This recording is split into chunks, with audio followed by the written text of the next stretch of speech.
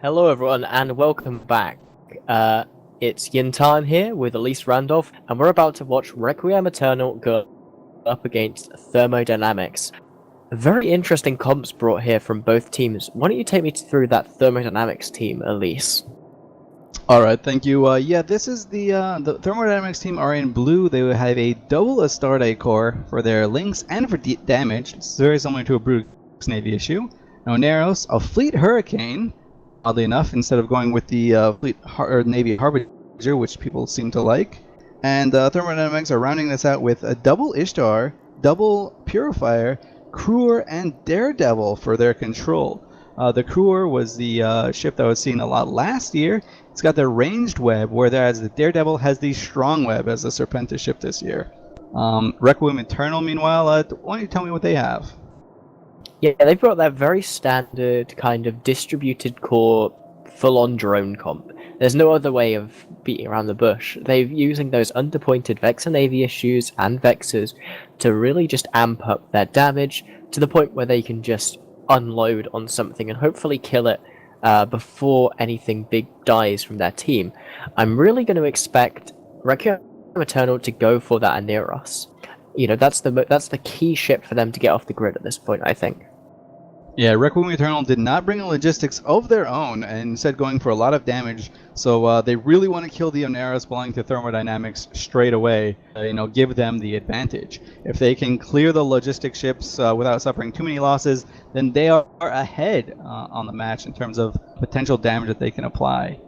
And we see damage being applied right now. The Thermodynamics Astarte, belonging to a Whiplash, is being tracking disrupted. Thermodynamics are going for the Vexor Navy issue belonging to Tabore.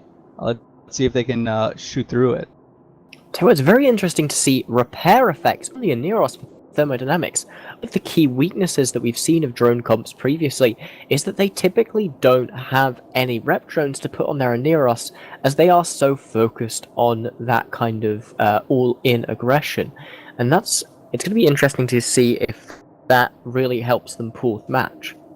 All right, we see some master play by this Thermodynamics team. Held their drones in a little bit and are now launching bombs at the Requiem Eternal bombs or drone swarms to try and kill some. That's the second bomb we just saw, and a massive amount of drones just died. Requiem Eternal are trying to pull in their drones, but it's too little too late. The damage is already hit with these bombs. And we see Requiem Eternal losing a Hyena, their only control so far, and a Vexor Navy issue belonging to Nicholas is scrambled. A Myrmidon is scrambled and webbed. Thermodynamics team just doing work with this tackling here. They're just locking everything down. Yeah, that's absolutely devastating for that Requiem Eternal team. We have to remind everyone that the Vexor Navy issue only has one flight of heavy drones, and those were heavy drones that got destroyed. So there's a good chance that those Vexor Navy issues are now going to be crippled for the rest of the match. Any of those Vexor Navy issues has lost all its drones. Best choice at this point is just to run into the enemy and try and just martyr itself for the rest of the team. It looks like both of them are unintentionally doing that anyway. Oh man, Blood Ruin just launched another bomb, hitting God himself and a bunch of berserkers and infiltrators along with him. It just hit every drone on the Requiem Eternal team and did some catastrophic damage as well. Oh my goodness, and here's another one. Rain Centro is launching another bomb into this swarm of drones. Unfortunately, I think they're going to miss quite a few of them, but they're going to clear out at least a third of them. This is some MVP level performances from both the team captain and those two individual Purifier pilots. Being able to catch every drone in a blob like that is not easy, and I can speak from experience there. And meanwhile, this Aneros is just keeping everyone up. Even though Requiem Eternal has a team just packed to the brim with DPS, they've not been able to kill anything. They haven't even broken through the Aneros' shields. They're finally going for it now, but... Yeah, War Destined is piloting really well in his own arrows. He is far back, knowing that Requiem Eternal has very little control, and now that the control is dead, he's able to zoom in and out of the battlefield to get his reps off whenever he needs it the most, and his team doesn't really need it at all. It does look like this swarm of drones are now onto War Destined in his own arrows, but it looks like he's going to be able to tank them for a while. He's actually gunning for a tournament jump unit, so he might be able to boosh all the way through and leave the drones in his wake. Requiem Yeah, he has Eternal, to be. meanwhile, have lost a Myrmidon. Oh, he has to be careful. He pressed that button a little too early. I think he's angled parallel to the edge of the arena. He might he might send himself out if he's not careful. Oh, Oh that would no. be just the advantage that Requiem Eternal needs to get back into this game. As you can see, Rose is dying really, really hard. He's afterburning now. Looks like he's dual propped. But he does have some Swarm of Rep drones from these Astartes on him. And he's trying to activate this MJD beacon. And he does! He pushes to the side of the arena. And the entire Requiem Eternal drone squad has to either chase him 100 kilometers, wasting precious time, or go after a new target. And it looks like Requiem Eternal have chosen both options, as some drones are going for the Oneros, and the bulk of them are trying to go after another ship. Yeah, it's worth pointing out how ineffective Requiem Eternal's E-War seems to have been in this match. They've had TDs down on these Fleet Hurricanes and Astartes for the entirety of the match, but it's not really stopped them from applying their DPS. And that's critical. Do you think that that's maybe just because they didn't have a critical mass of E-War to really shut them down, as we saw with the curses being used by the team that shall not be named? Or is this just bad piloting almost from Requiem? I think it's not bad piloting, it's just their team comp isn't as good at dealing with, the amount of damage of battle cruisers as they come in. Usually when you put tracking disruptors on things, you want the battle cruisers to come in, but you have an answer for it. You have a Balgorn or some battleship that can just hold its range at about 40 kilometers and punish you for coming into its sphere. Requiem Eternal, meanwhile, yeah, they can disrupt these Astartes and make them come in, but then when the Astartes come in, they've got no means of punishing them. So that's what we're seeing here. These Astartes, they're sitting at 9 kilometers instead of 25 kilometers, but they're still able to apply all of their damage. This Thermodynamics team, with this Daredevil and Kur, are just manhandling this Requiem Eternal team. Half their team was tackled all the time, it feels like, from only 2 ships. So really good piloting here.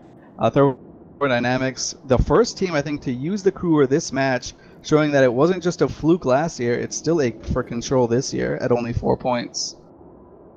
Yeah, absolutely devastating. And, one of the things you have to say as well is that the distributed core that this team brings, the Vexers, the Vexer Navies, the Ishtars, what that really lacks, as well as control, is it lacks any way to those frigates effectively without just putting all of your damage in it and praying it goes away. Alright, so War Destined finally goes down in the Oneros, and we do see another bomb from the Thermodynamics team, probably the last bomb that they have, managing to just clear out what seems like the rest of the drones on the Requiem Eternal team, just adding insult to injury. And just a quick update on the Hydra vs Tempest match. Tempest, a young up-and-coming team in the Alliance tournament, very active in the tournament scene, but not necessarily in the Alliance tournament. It looks like they have a slight edge over Hydra just now. Might be sending Hydra to the losers bracket or the lower bracket on day 1. We will keep you updated on how that match plays out, as Thermodynamics are just wiping up Requiem Eternal, or what's left of them right now. Yeah, absolutely nothing Requiem can do to pull this one back. I think even if 7 of Thermodynamics ships boundary violated, I think the final one could probably mop this up. Alright, and just another update, Hydra is losing 89 to 45 right now. Tempest wins! They have defeated Hydra, sending them down to the lower bracket. Oh my god, I know this is a Requiem Eternal versus Thermodynamics, but this is just cleanup crew. Hydra falling to the lower bracket on day 1, a first for them probably. Thermodynamics taking a very convincing win over Requiem Eternal. A masterclass in piloting on this Thermodynamics team. I am Elise Randolph, joined by Yintan. We're going to send it back to the boys in the booth so they can go over what just happened here and what happened in the Hydra match. Holy heck.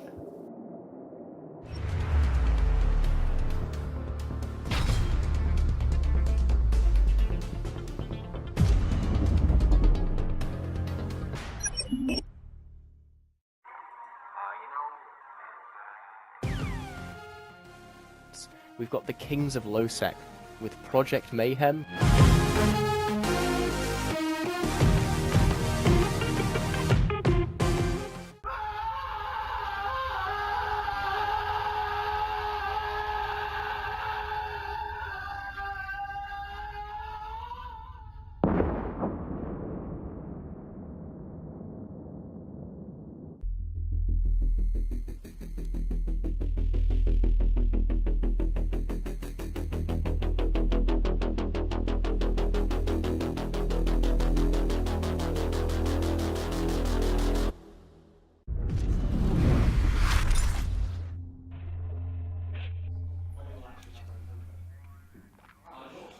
Welcome back. After a really wonderful match there between Thermodynamics and Requiem Eternal. However, if I may, I'd like to talk about the match that went on the other system first. As wonderful as the Thermodynamics Requiem Eternal match, we have had our first major upset of the tournament in Templis Calcif demolishing the Hydra team. Hydra expected to probably make the finals at least, semi-finals at worst, being taken out in the first round by Templis Calcif. Certainly a valid team. Yeah. People probably rated them a mid-tier team before the tournament. Like good, but maybe not quite even a test, just like mid-tier, lower mid-tier. But they took out a Hydra. Templis is the new hotness in town. They've taken out Hydra. There's going to be a lot of tension on them now. The Reddit memeing is going to be off any of the charts we can bring up here. But that is really, really fantastic. But still, back to that Thermodynamics Requiem Eternal game. Rylode, Ithaca, back with me here on the desk. Give me your thoughts on that match we just watched. Well, Requiem Eternal brought I think it was a drone base comp, as usual. Thermodynamics actually brought Astartes and actually like again, standard Brutix Navy comp with Quad BC. There was a lot of tracking disrupting actually on the Thermodynamics side, but they actually managed to push through and actually kill the drone comp of Requiem Eternal, which is quite surprising considering Quad BC has been pretty strong recently. It was really nice. Now, I know the stream chat has been loving the instant replay, so we do have another instant replay ready for you guys here. It is going to be the exact moment that our friend Suetonia died. Here we go, coming up as Suetonia and the Daredevil flying in there, going through structure, and bye, Suetonia. Bye-bye. He was actually brawled by a rattlesnake as well. Yeah, and then we have a graph of the deaths of commentators. We have, of course, Reload, you have died 0 times. Elise, 0. Jin, 0. Moderator, 0. Ithaca, 0. BTT, 0. Apophany, 0. Rain, 0. Nikal, 0. And, Suetonia has died. Wow. Yeah, so, still. Of course, yeah. And of course, we have a picture of Suetonia all set up in the back room. Like, we mock him, but Suetonia is like a really cool guy. It's a bit of banter, but he's a great guy. And I'm not going to apologize for making fun of him, but still. Right, so let's get back to it then. We just had Requiem Eternal Thermodynamics, which means that we are moving on to Fraternity Asteria Concord. Now, I think this is going to be a very interesting match indeed. Asteria Concord making their way through the feeder rounds, which is no mean feat in itself, but Fraternity being a team that have taken down some big names. They've made solid runs in the last couple of tournaments. They, never really making it to the absolute finals, never, going up to be the last few with the PLs and the NCs and the Hydras, maybe not anymore, of the world. But yeah, so this could be a really competitive, really close match. And I think those are the most fun to watch, right? It's the matches not where one team completely outclasses another, not where both teams are kind of not great and nothing really happens and one, I guess, loses because somebody has to lose, but the teams that have both put in a lot of effort, the teams that both have a certain level of skill where you can recognize the archetypes, where you can see what's going on, you can see the thought and the decision making going into the comps that end up being really, really close, and where those really tight games happens, that's where the real excitement is for me. Ithaca, what are your thoughts on this upcoming match? Do you know much about either of the teams here? Well, as far as I'm aware, Fraternity, correct me if I'm wrong, but they're actually a Chinese alliance that does play on TQ through VPNs or however internet black magic. As you mentioned, they have had a couple of decent runs. And I think any team that's in that position, if they just maybe not try hard, but they do a little bit more extra effort in their theory crafting, in their preparation, then they really have a good shout. Especially now, as we've just seen, Hydra being dropped down to the losers bracket kind of blows a lot of the winning bracket wide open. Like, if Fraternity can take a win here, then they're giving themselves quite a good chance to do another really deep run, I think. So. Any thoughts, Rylode? I think Asteria Concord also a pretty strong team. They actually used to be a PFR team before they split up. So I think they've retained 2 or 3 of the members from the old PFR team. Yeah, they have retained a couple members. So they still got some of that PFR pedigree. So both potentially could be really strong. So I actually don't know on this one. Well, we do have some more sexy stats for you guys here. We have the bans graph. So this is the number of times each ship has been banned thus far. We have the Ishtar and the Aneros coming out top. Really no surprise there. Drone comp so popular. And the Aneros top armor Logi. The Guardian next. Very common ban pairings are Scimitar Basilisk and Guardian Aneris, because that forces your opponents either to run a very nerfed armor team, either through T1 Cruiser Logi or even T2 Frigate Logi, or even no Logi, or you can force them into a certain tank type, which really limits the type of teams they can bring and really helps you force your opponents into something they might not necessarily want to bring, or just away from something you don't want them to bring. So after that, we see the Blackbird. Blackbird is crazy strong ECM ship. You think, why wouldn't you ban the Scorpion or the Widow or the Rook? Because they are more ECM ships in terms of how many jams they bring. But the Blackbird just fits so beautifully into comps. In terms of jams for point value and tank, it's really worth it. Going further down, the Balgorn ban. Obviously, flagships will dodge that ban, but sometimes you still need to throw in the ban anyway in case they're bringing a T2 Bal. And then you've got the Gila. Obviously, T2 drones back in. The Gila has already shown itself to be a fantastic ship this tournament. Armageddon, again for the new team. And then we have more of the meta playing out down here. Brutic's Navy issue, EOS, no surprise. Rattlesnake, again, going to be extraordinarily powerful this year. Sleipnir is probably one of the biggest MVP of the entire history of the 15 tournaments. As far as I can remember, certainly it's always been one of the strongest ships.